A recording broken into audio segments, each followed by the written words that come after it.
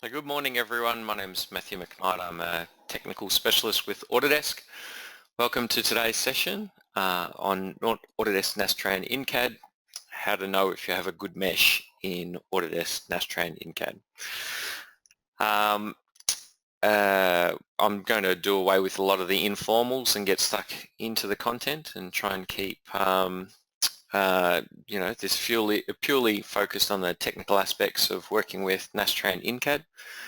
This is just a brief reminder though, first up, that this is the second in a series of webinars that we're conducting on Nastran InCAD, the first of which was conducted last week, which was the introduction really to the Nastran InCAD product.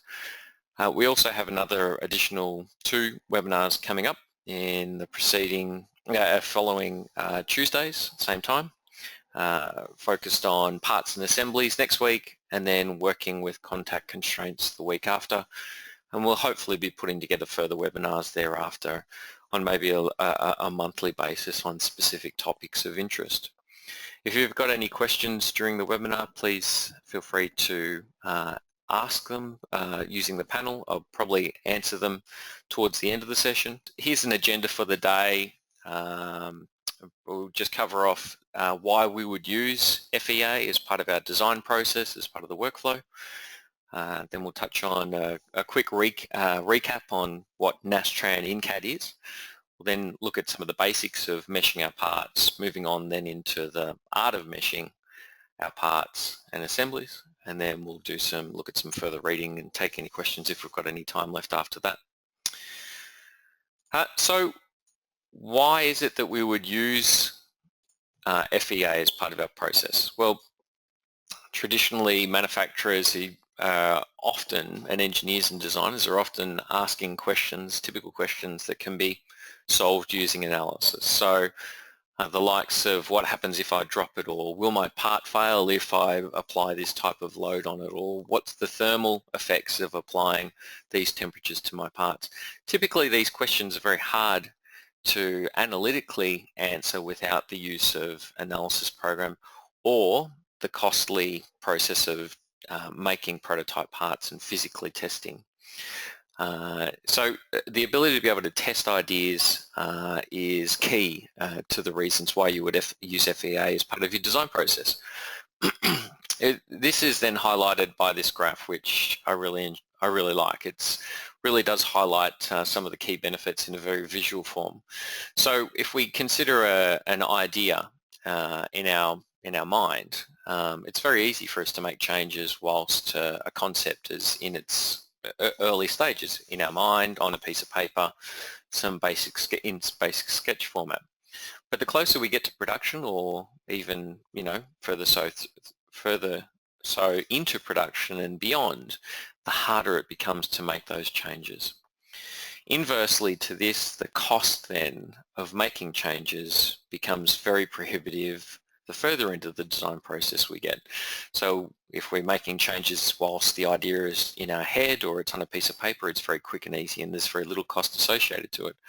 But if we leave our design changes until later in the process through testing, manufacture, and then whilst a product's in production, those costs can be very prohibitive. So the idea is that rather than this is the cost curve for a typical project, rather than having the bulk of our costs incurred on projects through the testing phase, is we can shift that simulation period, and this is often a simulation on components in a real-world testing. We can shift that back to be in a virtual testing much earlier in the process and minimizing our development costs. The flow-on of this is that we then get some additional benefits. So we get additional quality because we're analyzing our parts and incorporating it as part of our process. We get the added benefit of better quality parts. Our cost comes down, which we've covered already. So because we're analyzing earlier, we're minimizing the mistakes that we potentially are making, and we're improving our part cost, meaning there's lower defects, better part designs, we're minimizing material being used, we're maximizing the performance of our parts. And then another side effect of doing this is the time. So we're actually reducing time to market, making us much more competitive in that regard. Okay, so let's move on and have a look at what Nastran InCAD is. And I'm just going to switch on Inventor and step into the Nastran InCAD environment. So this is, plain vanilla Inventor. There's nothing special, no trickery set up here. And the only difference between the environments that we've got is the fact that I've installed Autodesk Nastran InCAD, and you can see that it's enabled functionality within inside the Environments tab for me to use embedded FEA analysis. Once inside here, I'll quickly overview. So the top section is our study area where we define the parameters of individual studies, and we can have multiple studies set up. The bottom area is like a library, an inventory of all of the different settings and parameters that we can associate with our different analysis types. And across the top of the stream is our command toolbar area where we can access the more common tools that we need. Beyond that, some of our additional tools like concentrated mass, connectors, dampening, and the likes can be accessed from the model area and then associated to our analysis studies. To create a new analysis, and this is typical of most situations, I can access commands from the top of the screen, or I can access commands by right-clicking down the bottom in the tree. And we've got a whole bunch of different analysis capabilities enabled inside the Nastran InCAD environment, from linear static through to non-linear static, buckling, transient response, fatigue, and even some thermal analysis. So there's a whole bunch of capabilities embedded inside this environment. Other than that, we will step through a number of different scenarios, and I'll just switch back to our presentation.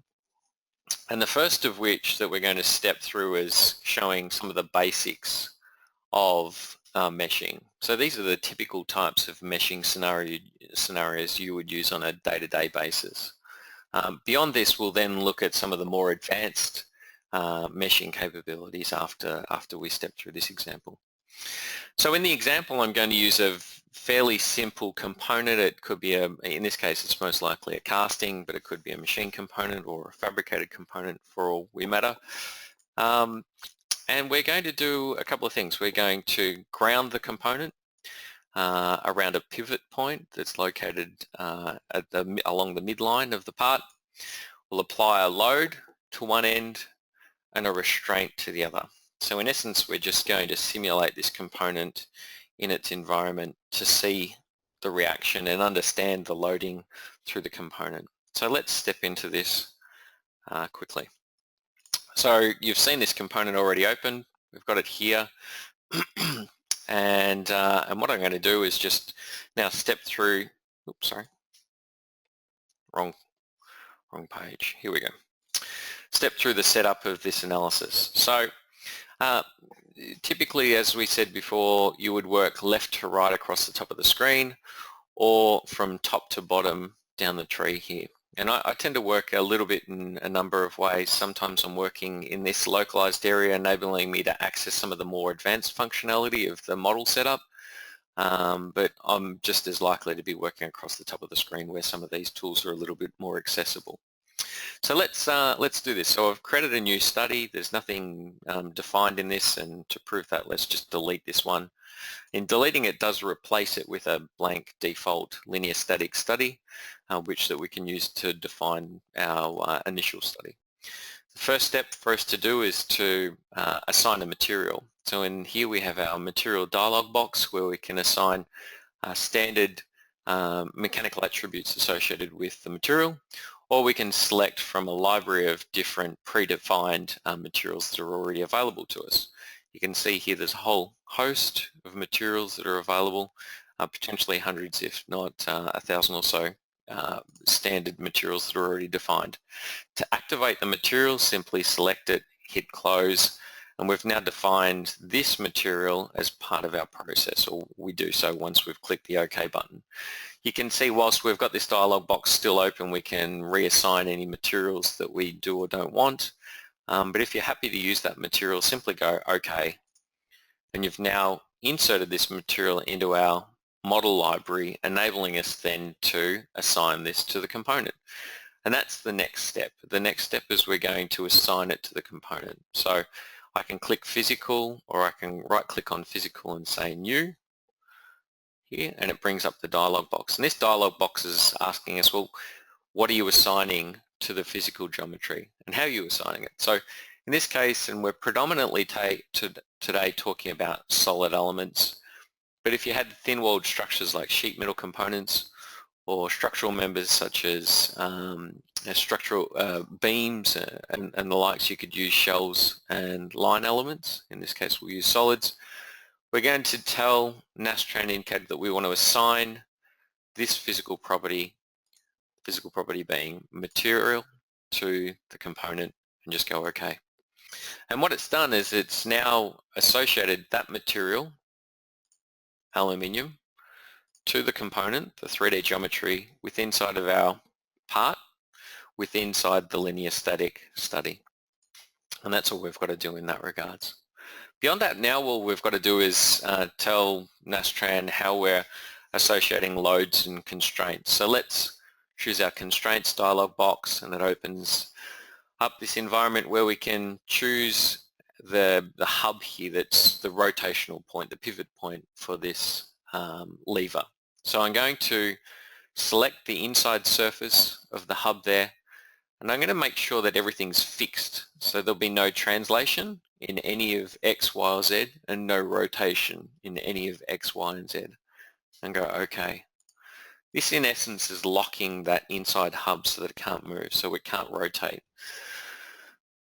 Now let's assign some loads. Like we did before in the constraints, simply click on the loads area, and this brings up the load dialog box that enables us then to associate some loads.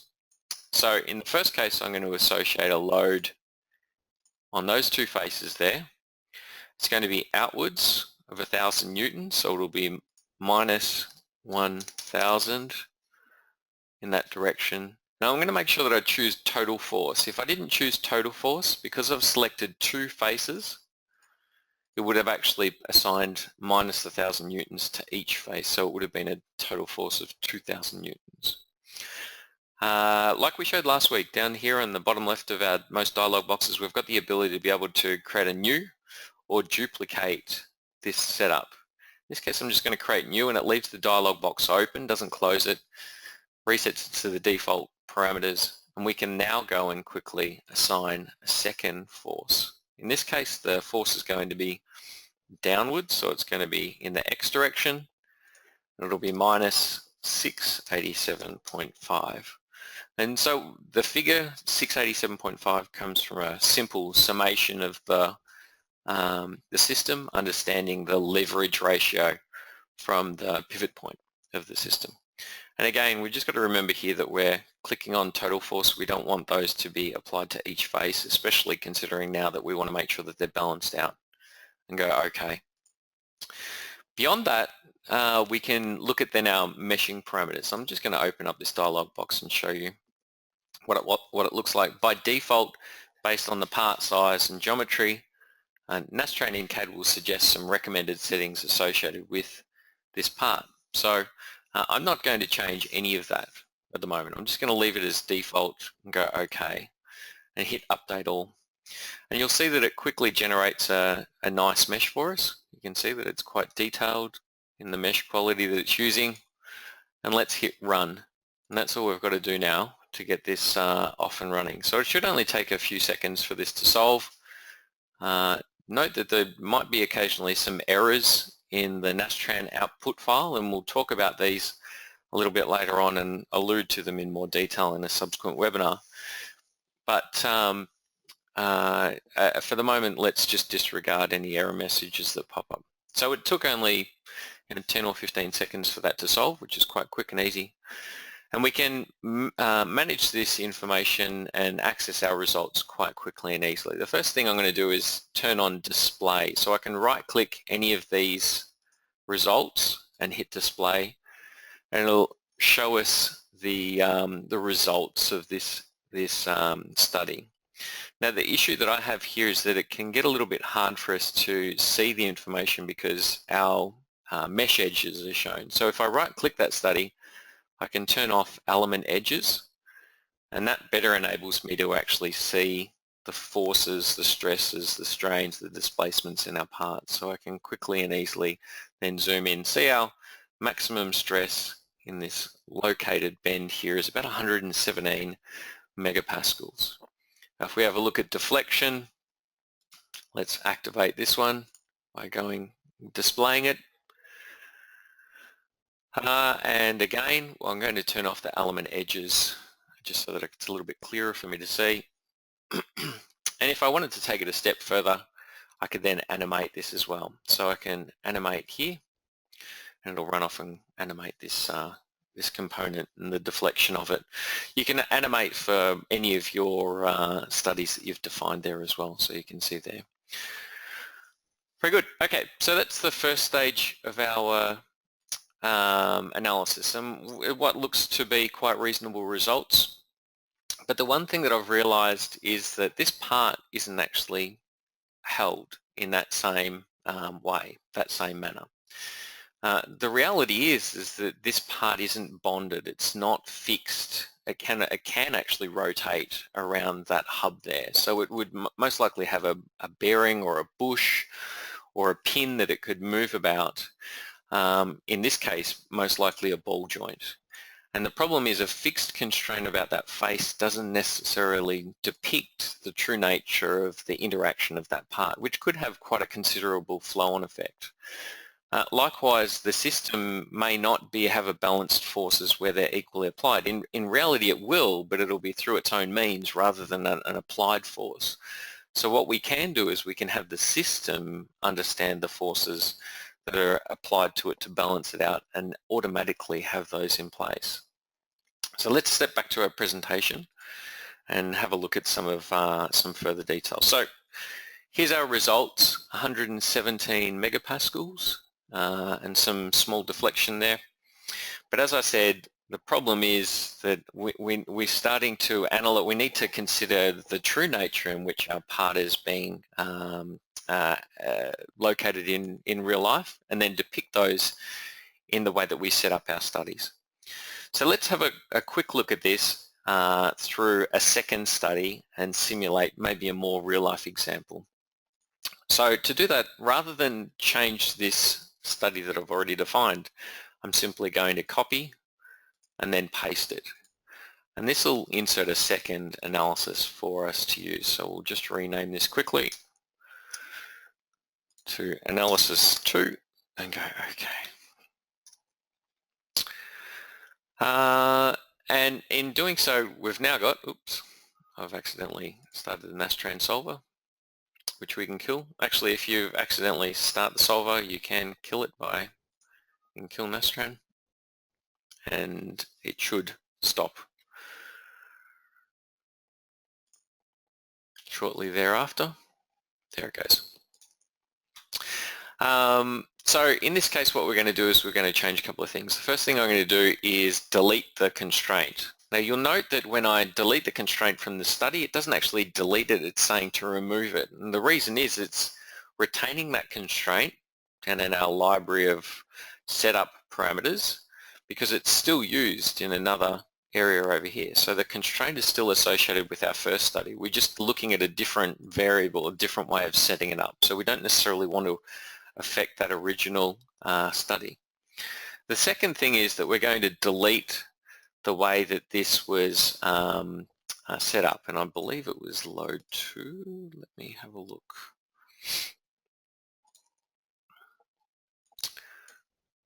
Yes, let's delete that one there.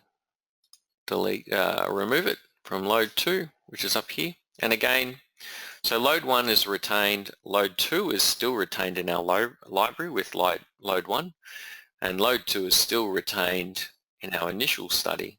It's just been removed from this study. So now we need to depict more correctly the setup of this component. And as I said before, the most likely scenario is there may be a ball joint that's been used to mount this. So it would actually have quite a reasonable amount of or degrees of freedom in being able to move and rotate around. So we're going to try and better depict that in the way that we set up the study. So the first thing I'm going to do, and you can't access it across the top of the screen, is to define a connector. So in this case, I'm creating a new connector, and we are going to use a rigid body connector. And a rigid body connector essentially enables me to connect a point or a vertex through to dependent entities. In this case, I'm just going to choose the outside two faces of our structure. So those two faces. In this instance, what it's actually going to do is create a rigid connection between those points and the outer surface, meaning that they can't move in isolation apart from one another. And if you see, if we hover over it, there's actually some lines, some red lines that are going back from the nodes of the elements that are surrounding the outside of the geometry back to that point, showing that that is a rigid connection back to that point. The next thing I'm going to do is I'm going to define a constraint and associate that constraint to the point. So we've got this point in the middle, and we now need to assign a constraint to it. So in this case, I'm just going to choose the point and then tell Nastran how we want to, what movement, what degrees of freedom do we want to give this. So in this case, what we're going to do is we're going to ensure that RZ is free. Okay, so in this case, we're going to restrain any translation along X, Y, and Z. We're going to restrain rotation about X and Y, but we're going to allow rotation about Z, which makes sense. So if you look, Z-axis is along the length of where it's being supported, so we actually want to allow the part to rotate around that area. So that's all the restraints that we're going to offer in that place. Let's now have a look at the other loaded end. So this other loaded end might be held by a pinned connection which has got some degrees of freedom. And let's assign a restraint system which would better depict that. So again, I've got a point that's been defined, or a vertex, and I'm going to associate it with some entities, 1, 2, which is just the inside of the holes. Make sure that we've got rigid connector turned on and go OK. So again, we've got those rigid connections back from the surfaces to that point.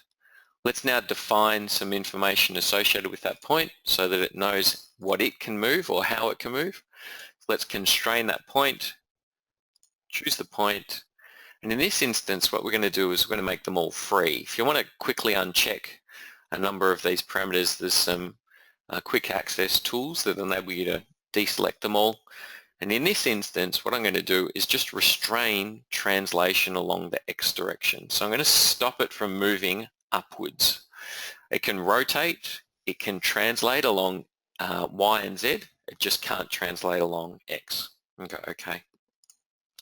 Apart from that, that's all we're going to do. So I'm going to rotate around so we can see the model a little bit more clearly. Let's update our mesh. I don't think there's any need to, because we really haven't changed anything to do with our mesh at the moment, and simply hit run. This will take a few seconds, probably slightly longer maybe than the original study, not too much because there's not a great deal of complexity associated with the setup that we've generated here, so it should generate quite quickly. And then we'll have a set of results that we'll be able to look at and understand back from the system. Okay, so done. Let's look at these and display. And you can see here in our initial study, I think our stress is around 117. We're up now to 171. So it's quite a considerable increase in stress as a result of our setup there. And I suppose this reinforces the fact that the way that you set up your studies can have a considerable impact on the output. So understand and best trying to set up and represent your design is key. It's critical to accurate analysis results. So you can see here that we've now got 171 megapascals as our stress. Let's have a look at our displacement by displaying it. And here's our displacement. We're getting about 0.4 millimeters, and let's animate it.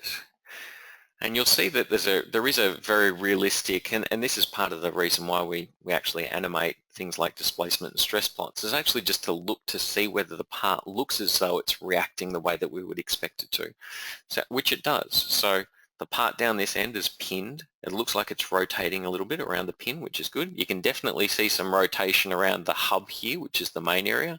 You can't see any translation or rotation in the areas that you don't want it. And then we can see considerable loading deflection along the direction that we would expect it to along the top of the part. So in many ways, running animation plots helps you validate the way that you've set up your design. So let's just turn off our animate option and step back up into our presentation and have a look at some of these results. So like we showed, our stress has now increased from about 117 megapascals to 171, and our deflection is around 0.4 millimeters. So that really does, capture some of the basic setup of using mesh and running some analysis. But then what happens when we want to look at the art of meshing? Because as you've seen, the setup has quite a big impact on the results that you're getting from your analysis. So what is the flow-on effect of meshing to your studies and your results? So let's have a closer look at some of the setup parameters. So this is the default mesh dialog box that we saw a little bit earlier, and I want to point out a couple of areas, and we'll adjust some of these in practice in a moment, but this is just a moment to pause and reflect on some of these. So the element size box at the top there depicts the nominal dimension that's used to assign mesh sizing to our components. So in this case it's 0.5 inches. So it would depict a nominal mesh size of 0.5 millimeters throughout our part, but this is somewhat dependent upon the curvature of the part as well and the transitions around curvatures. If we look at the element order, there's two different orders that are enabled with a solid mesh. So we've got a linear and a parabolic. Linear is like a first order mesh, so it has 4 nodes and it's rigid, meaning that it's good for understanding displacements and looking at trend studies, so looking in comparison from one study to the next. But if you're wanting to get accurate strain and stress values, you really need to be using a parabolic. The reason why is the parabolic has 10 nodes, so it's got additional nodes along its side. This better helps then understand the stress and strain distribution through the node, through the element, but also enables it to better capture the part geometry as well, and we'll look at that in a little bit more detail shortly. And continuous meshing, so where we've got two components that are mating or might be bonded to one another, continuous meshing is important to make sure that we're getting load continuity between components. So we're getting the transfer of loads from one part to the next, and it's as efficient and accurate as possible. If we go a little bit deeper into the mesh area, we've got a settings option, and this is takes us beyond the default setting environment, and this is the dialog box that you would see. Let's have a look at a couple of the key areas of this. The first is the refinement ratio, which looks at the uniformity of the overall mesh size, but more particular even is the element growth rate, and this looks at the rate at which elements will change and transition from smaller to larger elements. So if you've got an area where you're doing mesh refinement and you need to have a very small mesh, it'll look at the transition from going from that small mesh to your default mesh. So further to that, the mesh table, so if you're working with assemblies or multi-body parts where you've got numerous bodies or parts that have to have, or you'd prefer to have, different mesh settings, you can go inside this environment and make very incremental changes associated with mesh sizing, color, element type that's being used, the specific settings that's assigned to those. And if you're having trouble meshing a large assembly, if there's certain parts or bodies that aren't meshing, this enables you to then highlight just those ones that you want to mesh, understand the optimal meshing parameters associated with them, meshing them in isolation, and then mesh them as a complete assembly. And then further to this, we've got a mesh control. A mesh control is where we can define a mesh in a localized area that has a finer, coarser mesh than what the global settings would be. We can change things like the size and density and color of our indicators. And then we can assign mesh control to a number of different entities. So we can assign it to vertexes. So it has to be of a surface, so it can't be a point like a sketch point. We can associate it to faces of geometry, so and then along edge data as well. And this can be defined in two ways. It can be either based on the number of elements along an edge, or the element size in a local area around the edge. So why is this important, is using meshing and understanding? Well, because what we're looking for is we're looking for mesh convergence, and mesh convergence is where we're actually trying to make sure that our meshes are actually, as we refine our mesh, our analysis results are leading to more and more accurate results. And this, in essence, should result in what's called convergence, whereby as you increase the density of a mesh around an area that has high stress, the results will converge on specific figures.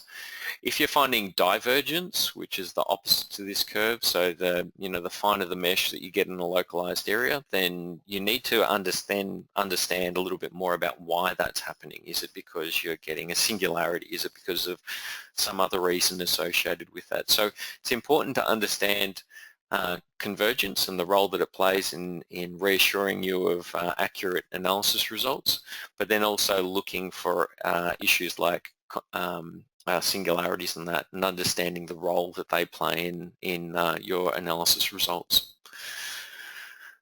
So let's have a look at a hands-on example, and I'm going to switch back into Inventor. And what we'll do is I'm just going to display this stress result that we got, von Mises stress result, and have a little bit more in-depth look at this results that we've got. The one thing that I noticed here is that we're getting blotching around this high stress region of our component. You can see here it's not very well defined, the part. So what we might want to do is do some further investigation. Now, if we need to do further investigation in a high stress area like this, one of the best ways of doing it is to edit the stress results, or edit the result in particular that you're interested in, and it opens up the dialog box that's got the properties assigned to this result setting. So what you can do here, and I can turn back on my display plot just by clicking on the display icon here, that'll show the visual representation of the results. So there's a couple of things that I'll do here. The first thing I'm going to show you is to clean up the area. So you've got here down the bottom visibility options. There's a whole range of things that we can turn on or off. So if you want to hide loads and constraints and connectors and constraint masses and the likes, you can turn them off individually, or what I tend to do is hide all.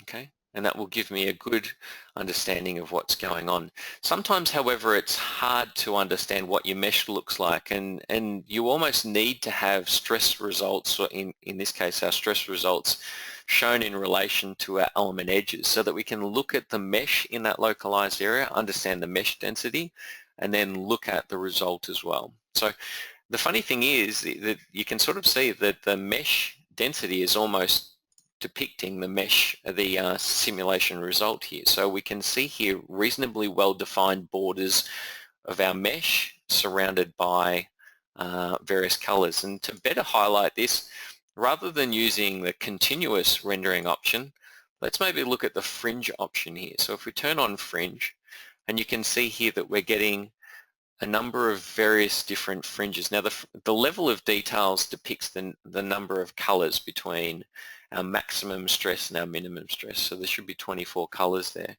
If that's a bit too many, you can go down and say, well, you know what, I'm only really interested in 12. 12's enough for me to understand what's going on, and you can turn it on. And what you can see here is that we're actually getting quite a lot of stress variance across our elements. I'll just turn the elements back on. So you can see here that we're actually getting a number of transition across one element, and this is one element just here, the triangle. We've got 1, 2, 3, 4 stress bands. So effectively going from a very, very high stress here to a not so high stress there. In effect, we're almost doubling our stress across one element. And that in many respects is actually suggesting to me, you know what, we need to further investigate our results in this area to understand what's happening. What else can we do in this area? Well, we can look at other information such as looking at the data type. So rather than the data be associated with the corner of the element, we can look at the centroidal, and we'll turn that on. And we can, rather than the contour type being the node, where we're looking at the points at the extremities of our element, we can actually look at the overall element stresses, and we can plot those. And we can turn off averaging. So what that means is that the stresses associated with elements aren't taking into account the stresses of all the surrounding elements. So it's just looking at the stress associated with that element and not averaging it with the surrounding information. So you can see here that we've got some really, somewhat concerning elemental stress areas here where we've got high stresses on a couple of elements, but then the surrounding elements have reasonably low stress. And that, to us, is a clear indicator that, in this case, that there is, some concern with the mesh being used in this area. And so that's what we're going to do, is we're going to look at now refining our mesh in this area to hopefully give us some more accurate results, or at least prove to us that the results that we're getting are accurate. So like we did before, let's copy this study and let's paste it in place. So let's rename this study to Analysis 3. And what are we going to do? Okay, let's add some mesh control. Oops, sorry. So in this case, what we're going to do is we'll assign some mesh control around our high stress regions. So if I right click on mesh model, I've got add mesh control. And this then enables me to pick specific areas of the part that we want to apply mesh control. So like we saw, there was a dial in our discussion a little earlier.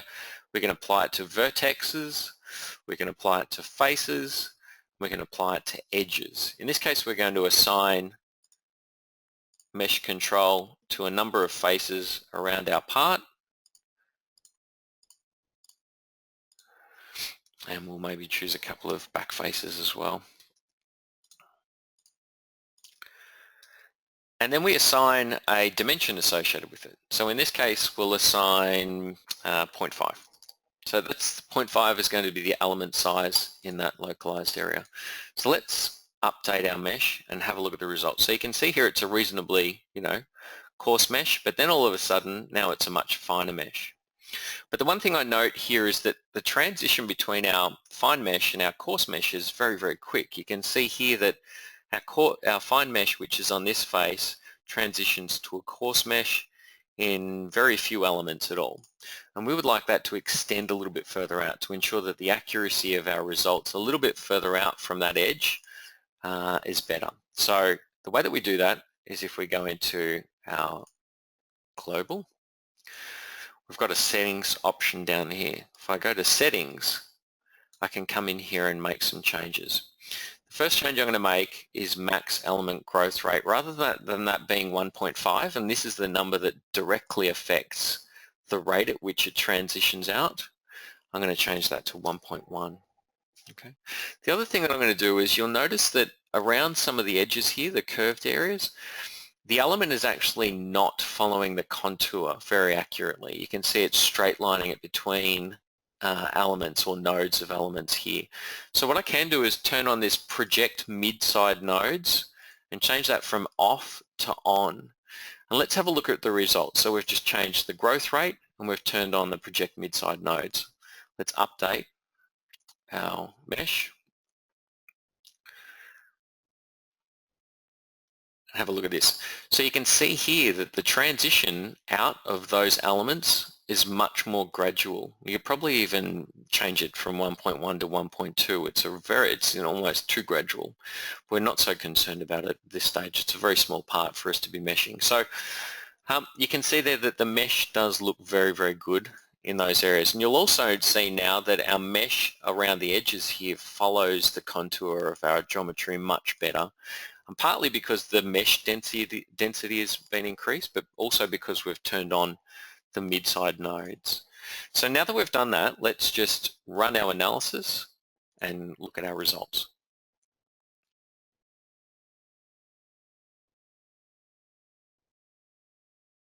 Now this should take a little bit longer to do because as we're increasing the number of elements and nodes that are being analysed, then the maths associated with calculating that increases proportionally related to it. And we haven't implemented anything other than really mesh refinement in this area to change the length or the duration which it runs. So, like I said, it's somewhat proportional to the number of elements and that's associated with the part here. So typically a part like this is, and like we've seen there, is really only going to take 20, 30, 40 seconds to run before we've got some results. So let's have a quick look at our results. Now it's displayed displacement. Let's have a look and change that to von Mises stress. Hit display. And let's have a look in that area. So you can see here now, the other thing I'm going to go is turn off, hide all of these constraints. You can see here now that we've got much better banding around through our part, much better defined information. We can turn on fringe and look at the way. So we'll go back and modify a number of our settings to have a look at some of the parameters associated with before. Elemental, turn on no averaging.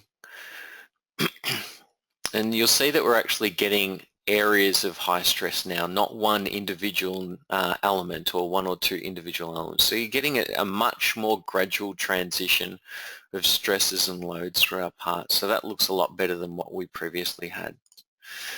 You'll also note that the maximum stress is around 174.5, which is fairly similar to what we had in our previous results, which is somewhat suggesting that our results are becoming more and more reliable in this regards.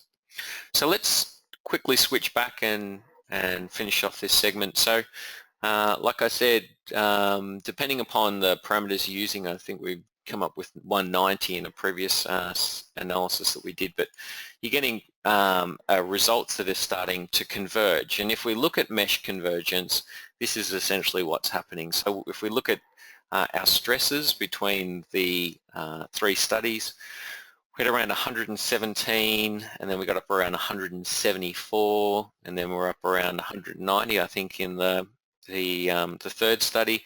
So you'll see there that we're actually starting to get a tapering off of our stresses, which is suggesting that the stress results are starting to converge as a result of the setup of our geometry. Then the other thing that we'll notice is the displacements has completely changed. You'll realize that the first one is maybe a bit of an anomaly because we'd actually had that fixed constraint around the hub, which was restricting the parts movement. The second and third results is very little, if any, change in displacement, which is suggesting that our displacement results, based on that setup, our displacement results are very accurate and true in that regards. Okay, so what are some of the other considerations that we need to take into account when we're working with our meshes? Well, I'm going to run through a number of those ones that I've thought of. firstly checking mesh quality. So let's switch back into Inventor, and here we are. So what I'm going to do is up here under Mesh Model, I've got check quality for all meshes. And this is a great little dialog box that'll go and run off a number of different tests based on default parameters, and you can go in and modify those parameters that you're looking for. And it'll check to ensure that meshes, in elements, the quality of our mesh, so that the elements aren't leading to, I suppose, some of the inaccuracy of our analysis results. You can see here that having run the check, that we've got 6 elements, so 6 elements of nearly 70,000 elements have failed those tests. So as a proportion, it's very small. There's hardly any elements that are actually failing our test. The next thing to do would be to try and understand where these elements are. So if there was a high number of them, or maybe there was a small number of them, they were very focused in a very specific area, then look to understand where these elements are located, and then are they located in the high stress areas, the areas of the design that we're most concerned about? Because if they are, potentially you need to look at resolving that. Is it because of the geometry that's in place around that area? Is it because of the mesh that we're using in that area? Is there a better way that we can represent either the geometry or the mesh in that local area to eliminate the concerns around the mesh that's being, and the elements that's being generated in that localized area? You can highlight them. In this case, I believe that they're actually internal mesh elements, and there's none that are shown around that area of high stress. So in this case, we'd be reasonably confident that the stress results that we're obtaining in that area are reasonable based on our setup that we're using here. So there's no concern. What else can we do? Singularities. So I've got a part here. I just want to quickly run through a setup to show you an example of a singularity. So let's turn on our study. We'll create or assign a new part, a new material. So I'm not going to talk too much through this. Let's assign that material to the body. Let's constrain the part. Just fix that face and go OK. Did I constrain it? Nope.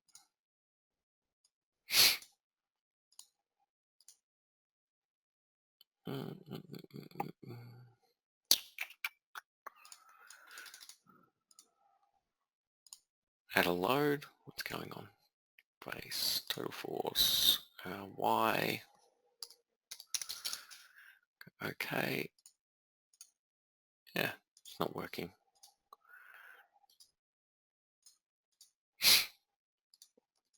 Let me try that again. Delete this one. Might have had something to do with the associated with the physical property. Go new, element type, okay, that's all good. You can mesh the part.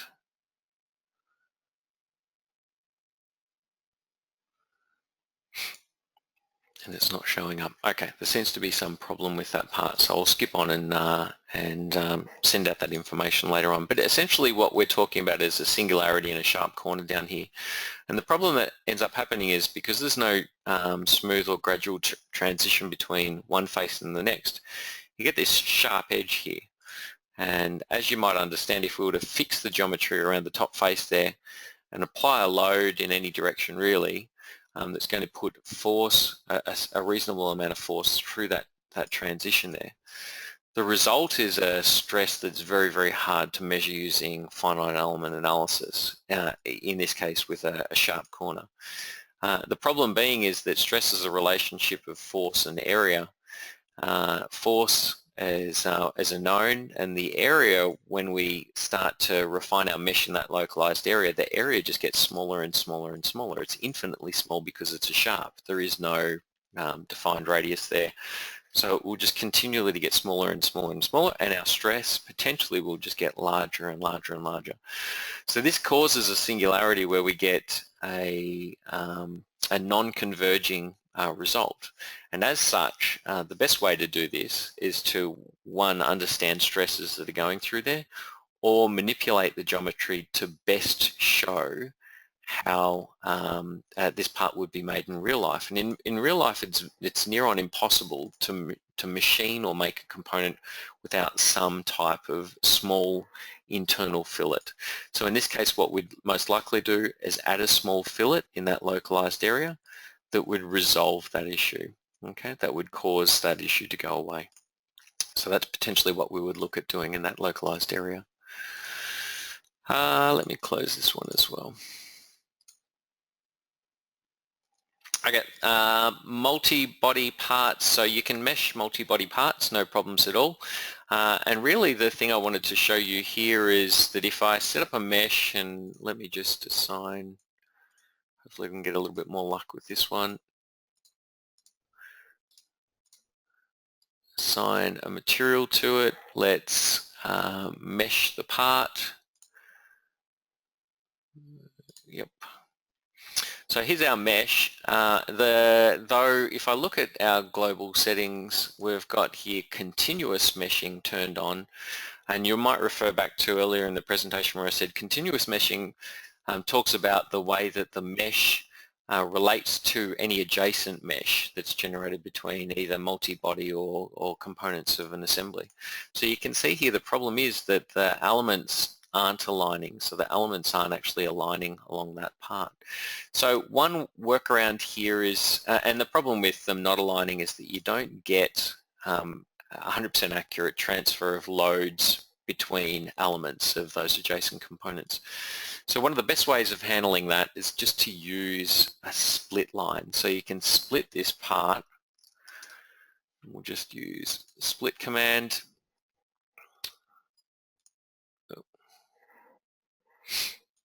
You are hiding here. So let's split that face, apply, okay. So we've now actually got two faces on the top of that lower component or lower body. So let's go back into our Nastran InCAD environment, and let's now remesh the part. So we haven't done anything here except for just remesh it, and you'll find now that the nodes, because we've put a line across that bottom face now, the nodes do align with one another. Interestingly, if I rotate around, the nodes on the other don't, and that's because we haven't split the face on this side as well. So if you're concerned about stresses in a localized area where components are meeting or mating or bonded or whatever, then one way of ensuring that you get 100% accurate transfer of loads through the part is to make sure that you've got a split face set up, and that you've also got continuous meshing turned on. If you turn that off, it just doesn't matter. It just disregards it. It won't actually try and make sure that there's continuous meshing there. So, okay, let's have a quick look at some of the mesh refinement things that we spoke about a little bit earlier. Let's define a material. Just choose one of our favorites, assign it to the part. Okay, and I want to show you just the mesh refinement. So we can use our global mesh, and let's just mesh them all to make sure that they all mesh accurately.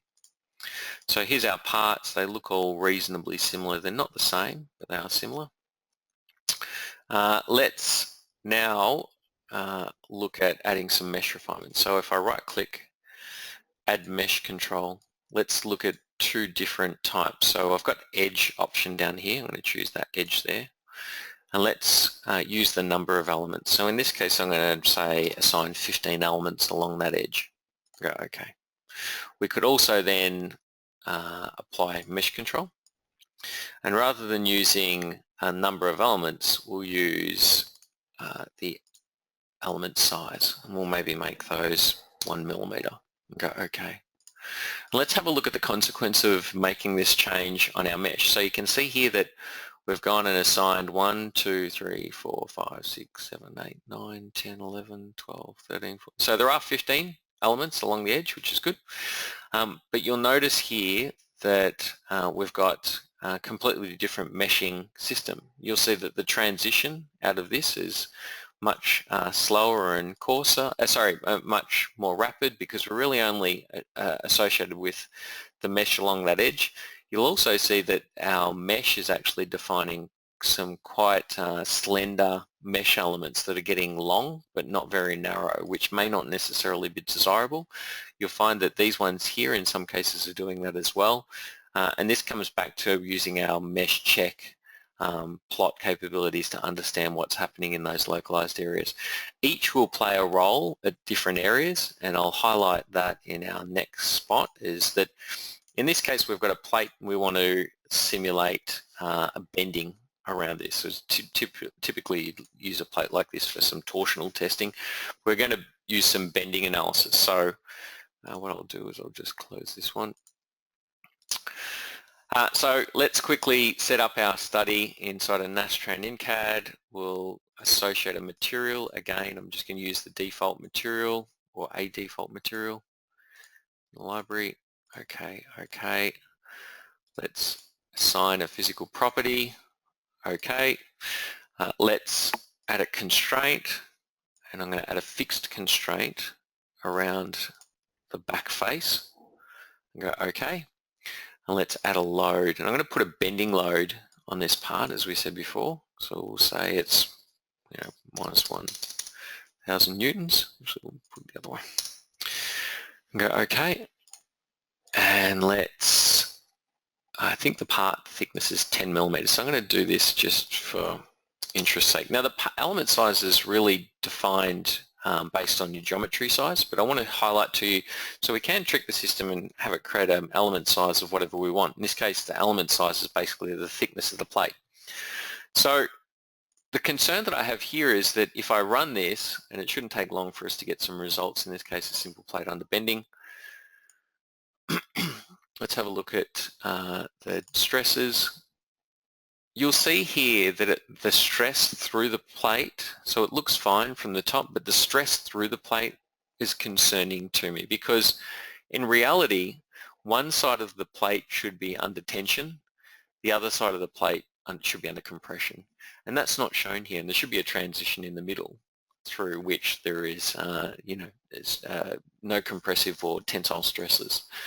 So how do we resolve this? Well, we need to ensure that when we're analysing structures like this, that we're using a minimum number of elements through the plate thickness. You need to be at least using 2 to 3 elements per thickness of material. So in this case, let's go back and change our global mesh size to be, let's maybe use 3 and have a look at the results of that. So update our mesh. You can see here that we've got 3 or 4 elements per thickness. Just make sure that that went through, and then run it and have a look at the test results. So again, this is probably the time to process this is somewhat linear associated with the number of elements in the system, but you can see there it still only takes a few seconds for us to solve. Let's hit display, have a look at our results, and you'll now start to see a more expected result of this, where you've got down the end of the plate, that's fine, we're not expecting so much tensile and compressive loads on the top or bottom surface of the plate at the end, but definitely back towards the other end we should, and we're seeing effectively zero stress down here through the center of the plate, and then we're starting to see a tensile and a compressive stress at the top and bottom surfaces of our part. This will become more and more defined the more elements we use per thickness. So if we go and assign, in this case we've used 3, if we use 1, this will get finer and finer as we're running through and meshing our component. So understand that in certain places, that, like there's a level of meshing detail that you require, not only along or a surface of a part, but through the section of a part as well. And this really does highlight the need to understand the consequence of mesh detail and the art of meshing on the analysis results that you're getting from your study. So I'll let that run off and we'll maybe come back to it in a moment, but I'll finish off the presentation because we are basically out of time by saying there's a little bit of further reading. If you want some further information about Nastran InCAD, please feel free to please jump on the Autodesk forums. There is a ton of information there. There's articles, there's the idea station if you've got some ideas of improving the product, and there's lots of participation happening from our community and from the development team directly on that website. If you want some information and understand, the latest ways and techniques that simulation is being used, follow the Autodesk Simulation Twitter feed. Likewise, the Facebook Autodesk Simulation group is available to like. Autodesk also has a sim group that is conducting regular seminars, webinars, and posting relevant information associated with their simulation tools online. So please feel free to follow those and get the latest updates. And locally, we've got a Future of Making Things group on LinkedIn. Please make sure that you join that group. We're posting a lot of relevant information, not only just sim information, but information that's relevant to manufacturers nowadays. So please join that. If you've got any questions, feel free to come directly to me. More than happy to talk with you directly about any of your manufacturing simulation issues and answer any questions associated with products and workflows. My details are up on the screen there. But otherwise, we are definitely out of time for questions today, but I will thank you for your attendance and look forward to hopefully seeing you all at next week's webinar. Otherwise, enjoy the weather out there, and I bid you farewell.